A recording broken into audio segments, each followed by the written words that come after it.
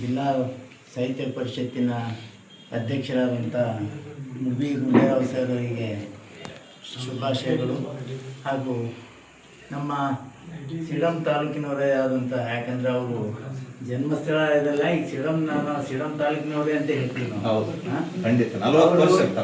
ಇಲ್ಲಿ ಈ ನಮ್ಮ ಭಾಗದಲ್ಲಿ ಬರೀ ಸಾಹಿತಿಗಳಂತೆ ಅಲ್ಲ, ಸಂಶೋಧಕರಾಗಿಯೂ ಕೆಲಸ ಮಾಡಿದ್ದಾರೆ.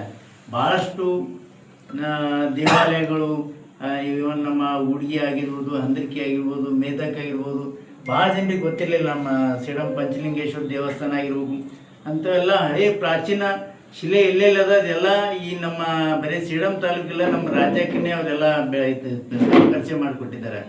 ಯಾಕಂದರೆ ನಮ್ಮ ಹೆಮ್ಮೆ ಆಗ್ತದೆ, ನಮ್ಮ ಈ ರಾಷ್ಟ್ರಕೂಟರ ನಾಡಿನಲ್ಲಿ ಏನೇನು ಗತವೈಭವ ನಮ್ಮ ಹತ್ರ ನಡೆದಿದೆ ಮತ್ತು ಇಲ್ಲಿ ನಮ್ಮ ಹತ್ರ ಯಾವ್ದು ಪುರಾತನ ಏನೇನಾದಂತೆ ಈ ನಮ್ಮ ರಾಜ್ಯಕ್ಕೆ, ರಾಷ್ಟ್ರಕ್ಕೆ ಅವರೆಲ್ಲ ಒಂದು ಪ್ರದರ್ಶನ ಮಾಡಿದ್ದಾರೆ, ಅದ್ರ ಗಮನಕ್ಕೆ ತಂದಿದ್ದಾರೆ. ಅದಕ್ಕೆ ಸಮಸ್ತ ಸೇಡಂ ತಾಲೂಕಿನ ವತಿಯಿಂದ ಅವರಿಗೆ ಅಭಿನಂದನೆ ಸಲ್ಲಿಸ್ತೀನಿ.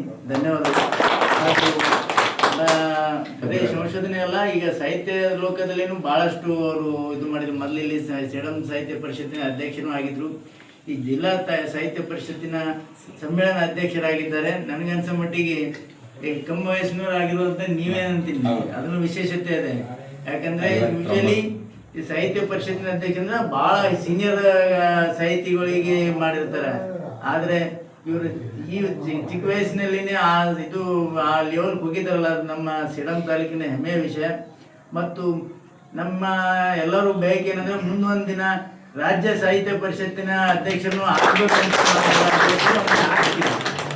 ಮತ್ತು ನೀವು ಈ ಮುಂಬರ್ತಕ್ಕಂಥ ಸಾಹಿತ್ಯ ಪರಿಷತ್ತಿನ ಇದರಲ್ಲಿ ನಮ್ಮ ಸಿಡಂ ನಮ್ಮ ವತಿಯಿಂದ ನಮ್ಮೆಲ್ಲ ನಮಗೆ ಗೆಳೆಯರ ಬಳಗ ಮತ್ತು ಸಮಸ್ತ ಸಿಡಂ ತಾಲೂಕು ವತಿಯಿಂದ ನಿಮ್ಗೆ ಭರವಸೆ ಕೊಡ್ತೀವಿ. ನಾವು ಯಾವಾಗಲೂ ನಿಮ್ಮ ಜೊತೆ ಇರ್ತೀವಿ, ನಿಮ್ಮ ಸಾಹಿತ್ಯ ಪರಿಷತ್ತು ಯಶಸ್ವಿ ಮಾಡ್ತೀವಿ ಅಂತೇಳಿ. ಯಾಕಂದ್ರೆ ನೀವು ಆಗಿದ್ದೇ ನಮಗೊಂದು ದೊಡ್ಡ ಹೆಮ್ಮೆ.